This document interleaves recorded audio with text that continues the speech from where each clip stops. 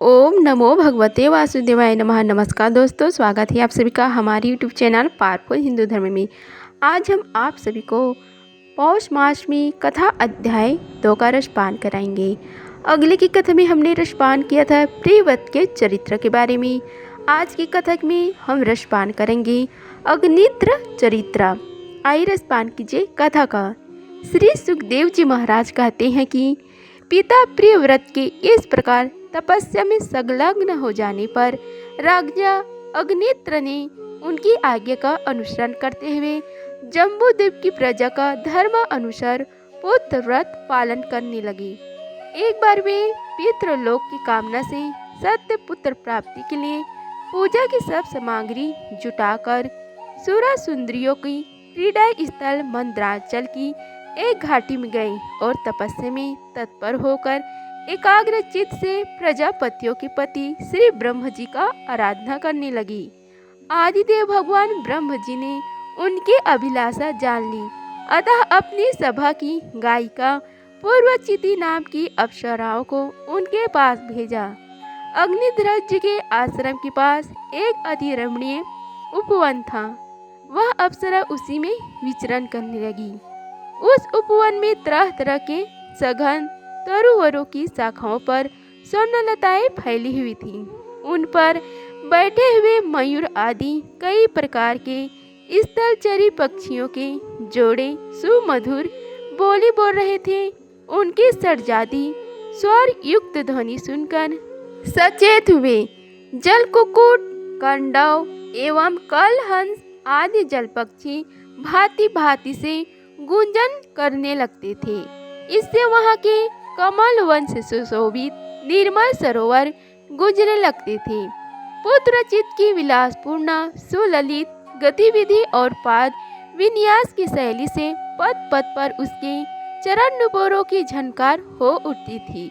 उसकी मनोहर ध्वनि सुनकर राजकुमार अग्निध्र ने समाधि योग द्वारा मुदे हुए अपने कमल कली के समान सुंदर नेत्रों को कुछ कुछ खोलकर देखा तो पास ही उन्हें वह अप्सरा दिखाई दी। वह भरमरी के समान एक एक फूल के पास जाकर उसे सूंघती थी तथा देवता और मनुष्य के मन और नयनों को आह्लादित करने वाली अपनी विलासपूर्ण गति, क्रीड़ा, चापल्य, लज्जा एवं विनयुक्त चितवन, सुमधुर वाणी तथा मनोहर अंगवयों से पुरुषों के हृदय में कामदेव की प्रवेश के लिए द्वार सा बना देती थी। जब वह हंस हंस कर बोलने लगती थी तब ऐसा प्रतीत होता मानो उसके मुख से अमृतमय मादक मधु झर रहा है। उसके निश्वास की गंध से मादंग होकर भंवरे उसके मुख कमल को घेर लेते थे। तब वह उनसे बचने के लिए जल्दी जल्दी पैर उठाकर चलती तो उसके कुछ कलश, बेड़ी और करधनी हिलने से बड़ी ही सुहावने लगते। यह सब देखने से भगवान कामदेव को अग्निद्र के हृदय में प्रवेश करने का अवसर मिल गया और वे उनके अधीन होकर उसे प्रसन्न करने के लिए पागल की भांति इस प्रकार कहने लगे। हे मुनिवर्य, तुम कौन हो? इस पर्वत पर तुम क्या करना चाहते हो? तुम परम पूज्य श्री नारायण की कोई माया तो नहीं हो? भावों की ओर संकेत करके हे सके, तुमने ये बिना डोरी के 2 धनुष क्यों धारण कर रखे हैं? क्या इनसे तुम्हारा कोई अपना प्रयोजन है अथवा इस संसारण्य में मुझ जैसे मत वाले मृगों का शिकार करना चाहते हो? कटाक्ष को लक्ष्य करके तुम्हारे ये 2 बाण तो बड़े सुंदर हैं और पवने हैं। अहो, इनके कमल दल के पंख देखने में बड़े शांत हैं और है भी पंखी। यहाँ वन में विचरते हुए तुम इन्हें किस पर छोड़ना चाहते हो? यहाँ तुम्हारा कोई सामना करने वाला नहीं दिखाई देता। तुम्हारा यह पराक्रम हम जैसे जड़ बुद्धियों के लिए कल्याणकारी हो। भैरव की ओर देखकर भगवान तुम्हारे चारों ओर जो ये शिष्यगण अध्ययन कर रहे हैं, वे तो निरंतर रहस्य युक्त समागान करते हुए मानो भगवान की स्तुति कर रहे हैं और ऋषिगण जैसे वेद की शाखाओं का अनुसरण करते हैं। उसी प्रकार ये सब तुम्हारी चोटी से झड़े हुए पुष्पों का सेवन कर रहे हैं। नुपुरों के शब्द की ओर संकेत करके, हे ब्राह्मण, तुम्हारे चरण रूप पिंजड़ों में जो तीतर बंद है उनका शब्द तो सुनाई देता है, परंतु रूप देखने में नहीं आता। करधनी सहित पीली साड़ी में अंग की कांति की उत्प्रेक्षा कर तुम्हारे निस्तंभों पर यह कदम कुसुम सी आभा कहाँ से आ गई। इनके ऊपर तो अंगारों का मंडल सभी दिखाई देता है, किंतु तुम्हारे वलकल वस्त्र कहाँ हैं? कुकोमंडित कुंचों की ओर लक्ष्य करके, हे द्विजवर, तुम्हारे इन दोनों सुंदर सींगों में क्या भरा हुआ है? अवश्य ही इनमें बड़े अमूल्य रत्न भरे हैं। इससे से तो तुम्हारा मध्य भाग इतना कृश होने पर भी तुम इनका बोझ ढो रहे हो। यहाँ जाकर तो मेरी दृष्टि भी मानो अटक गई है। और सुभग इन सींगों पर तुमने यह लाल लाल लेप सा क्या लगा रखा है? इसकी गंध से तो मेरा सारा आश्रम महक उठा है। हे मित्रवर, मुझे तो तुम अपना देश दिखा दो, जहाँ के निवासी अपने वक्ष स्थल पर ऐसे अद्भुत अवयव धारण करते हैं, जिन्होंने हमारे जैसे प्राणियों की चिता को शुद्ध कर दिया है, तथा मुख में विचित्र हाव भाव, सरस भाषण और धारा अमृत जैसी अनूठी वस्तुएं रखते हैं। हे प्रियवर, तुम्हारा भोजन क्या है, जिसके खाने से तुम्हारे मुख से हवन सामग्री सी सुगंध फैल रही है? मालूम होता है तुम कोई विष्णु भगवान की कला ही हो, इसलिए तुम्हारे कानों में कभी पलक न मारने वाले मरक के आकार के 2 कुंडल हैं। तुम्हारा मुख एक सुंदर सरोवर के समान है, उसमें तुम्हारे चंचल नेत्र भय से कांपते हुए 2 मछलियों के समान, दंत पकती हंसों के समान और घुंघराली अलका वाली भौरों के समान शोभामान है। तुम जब अपने कर कमलों से थपकी मारकर इस गेंद को उछालते हो, तब यह दिशा विदिशाओं में जाते हुए मेरे नेत्रों को तो चंचल कर ही देता है, साथ ही साथ मेरे मन में भी खलबली पैदा कर देती है।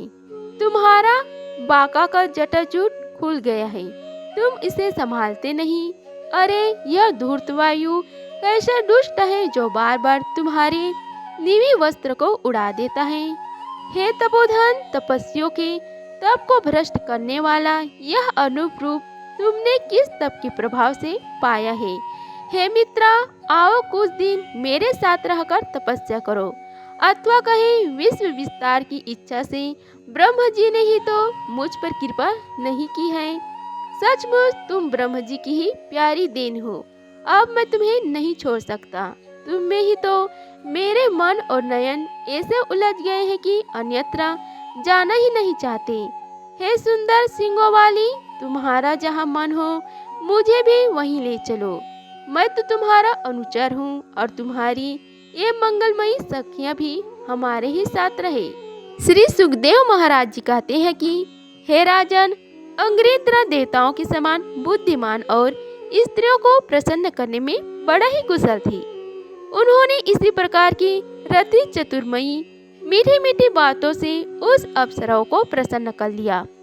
वीर समाज में अग्रगण्य अग्निद्र की बुद्धि, शील, रूप, अवस्था, लक्ष्मी और उदारता से आकर्षित होकर वह उन जम्बू द्वीप अधिपति के साथ कई हजार वर्षों तक पृथ्वी और स्वर्ग के भोग को भोगती रही।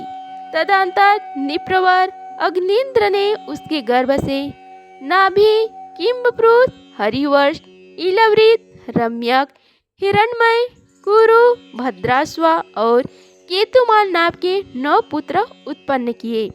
इस प्रकार 9 वर्ष में प्रतिवर्ष एक के क्रम से 9 पुत्र उत्पन्न कर पूर्वचिति और राजभवन में ही छोड़कर फिर ब्रह्म जी की सेवा में उपस्थित हो गई। ये अग्निन्द्र के पुत्र माता के अनुग्रह से स्वभाव से ही सुडैल और सबल शरीर वाले थे। अग्निन्द्र ने जम्बू द्वीप के विभाग करके उन्हीं के समान नाम वाले 9 वर्षा भूखंड बनाए और उन्हें एक एक पुत्र को सौंप दिया। तब ये सब अपने अपने वर्ष का राज्य भोगने लगे। हे महाराज, अग्निद्र दिन दिन भोगों को भोगते रहने पर भी उनसे अतृप्त ही रहे। वे उस अप्सराओं को ही परम पुरुषार्थ समझते थे, इसलिए उन्होंने वैदिक कर्मों के द्वारा उसी लोक को प्राप्त किया जहाँ पितृगण अपने सुकृतों के अनुसार तरह तरह के भोगों में मस्त रहते हैं। पिता के परलोक सिधारने पर नाभि आदि 9 भाइयों ने मेरु देवी, प्रतिरूपा, उग्रदृष्टि, लता, रम्या, श्यामा, नारी, भद्रा और देवती नाम की 9 कन्याओं से विवाह किया। इस प्रकार पौष मास में कथा अध्याय 2 का समाप्त हुआ। अगले की कथा में हम कथा अध्याय 3 का रसपान करेंगे।